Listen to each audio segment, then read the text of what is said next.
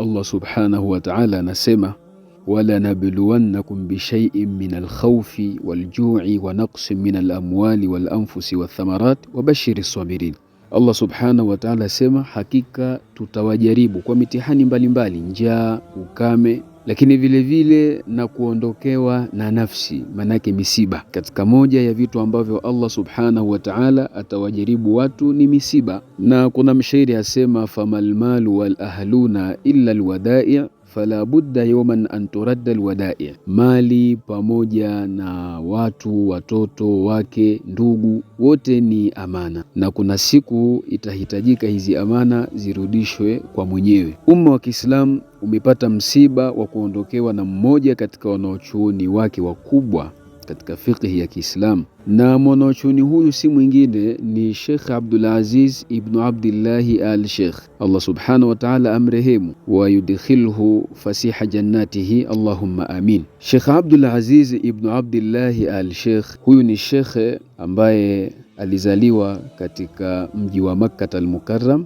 tarehe 30 Novemba mwaka 1943, ndio mwaka aliozaliwa Sheikh. Na baada ya kufikisha miaka 8, Sheikh alikwenda kuhifadhi Qur'ani kwa mwalimu wake wa kwanza kabisa ambaye alikuwa anaitwa Muhammad ibn Sinan rahimahumullahu ta'ala, na alichukua muda usiozidi miaka 3. Na baada ya kumaliza kuhifadhi Qur'ani kwa umri mdogo kabisa, Sheikh alianza kusoma masomo ya dini ya sheria, na katika mashekhe ambao alianza kusoma kwao ni Sheikh Muhammad ibn Ibrahim, ambaye huyu alikuwa ni mufti wa zamani katika miji ya Saudia. Lakini vile vile katika mashekhe ambao alianza pia kusoma kwao hasa ilmu ya faraidh, Sheikh Abdul Aziz ibn Bazi rahimahumullahu ta'ala. Kwa Sheikh Abdul Aziz al-Sheikh pia alisoma kwa Sheikh Ibn Bazi, na baada ya kutoka kwa hawa mashekhe alijiunga na maahad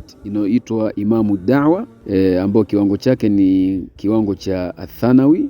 Akajiunga katika maahadi hiyo mpaka akamaliza, na baada ya kumaliza aliweza kujiunga na kulia ya sheria katika Jamiatul Imam bin Saudi iliyokuwa katika mji wa Riyadh. Na baada ya kumaliza katika chuo hicho, shekhe aliainishwa kuwa ni imamu katika baadhi ya misikiti midogo midogo, akawa atoa hutuba, atoa madarasa, lakini baadaye alirudishwa au alipelekwa kwenda kusomesha katika ile maahadi ambayo alisoma mwanzo, Maahad Imami Da'wa.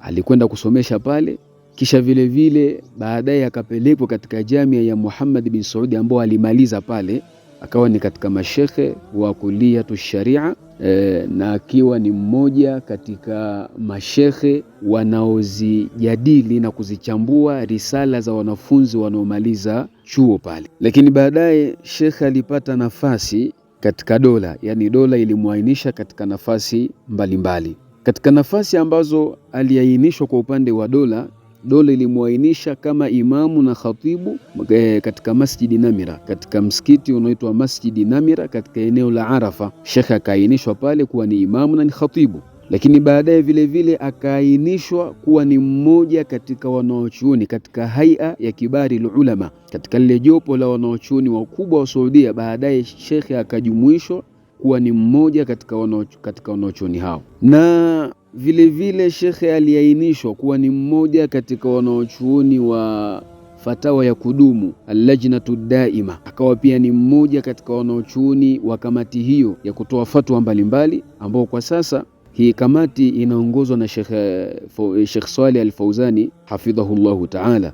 Pia shekhe katika nafasi alizopewa na dola aliwahi kuainishwa kuwa ni naibu mufti katika nchi ya Saudia, akiwa ni naibu wa Sheikh Ibn Bazi ambaye ni shekhe wake. Na Sheikh Ibn Bazi alipokufa mwaka 1999, Sheikh Abdul Aziz al-Sheikh akaainishwa sasa rasmi kuwa ndio mufti wa Saudia tokea kipindi hicho mpaka alipokufa tarehe 23 Septemba mwaka 2025. Tokea mwaka 1999 ambao ndio mwaka aliokufa Sheikh Ibn Baz rahimahullahu ta'ala, akaainishwa Sheikh Abdul Aziz al-Sheikh kuwa ndio mufti wa dola ya Kiislamu Na katika vitu alivyoviacha shekhe, aliweza kuacha vitabu mbalimbali kama vile fatawa siyami, fatawa alhaji, fatawa zaka, kwa sababu yeye mwenyewe alikuwa ni mufti. Kwa hiyo ameacha vitabu mbalimbali vikizungumzia masaili mbalimbali ya zaka na swala na haji na mengineyo, rahimahullahu ta'ala rahmatan wasi'a. Kwa hiyo tumetaja hii sira yake biikhtisari, kwa ufupi, ili watu wawaelewe wanaochuoni wao. Imam Shafi rahimahullahu ta'ala katika diwani yake asema, uhibbu salihina walastu fihi walastu minhum, nawapenda watu wema lakini mimi si miongoni mwao. La'alli an anala bihim shafaa, huenda nikapata uombezi siku ya kiyama kupitia wao. Kwa hiyo tuwajue mashekhe zetu na ulama wetu. Na siku moja Sheikh Abdul Aziz al-Sheikh rahimahullahu ta'ala alisema aliwahi kwenda kumfanyia hija al-Imamu Nawawi rahimahullahu ta'ala. Alipoulizwa kwa nini, akasema kwa sababu Imamu Nawawi hakufanikiwa kwenda kutekeleza ibada ya hija, maana alikuwa na mbali na miji ya Hijazi. Kwa hiyo hakufanikiwa kwenda kutekeleza ibada ya hija. Kwa hiyo Sheikh Abdul Aziz al-Sheikh akaona aende akafanye hija niaba ya Imamu Nawawi. Na hivi ndivyo wanaochuoni wanavyopendana na kutakiana kheri, na kila mmoja anampendelea mwenzake awe ni sehemu katika kheri, kwa sababu wako wanaochuoni wengi, hata al-Imamu al-Andalusi Ibn Hazmi al-Andalusi sahibu al-Muhalla, pia al-Imamu al-Qurtubi, ambao hawa wote ni wanaochuoni wa Andalusia, hawa hawakufanikiwa kwenda kutekeleza ibada ya hija. Kwa hiyo si ajabu mwanaochuoni anayekuja baada ya wanaochuoni hawa akasema ninakwenda kuwafanyia hija wanaochuoni wenzangu ambao hawakufanikiwa kwenda kutekeleza ibada hiyo. Nasallallahu subhanahu wa ta'ala, tunamuomba Allah subhanahu wa ta'ala an yarhama mashaikhana, awarehemu mashekhe zetu na ulama wetu.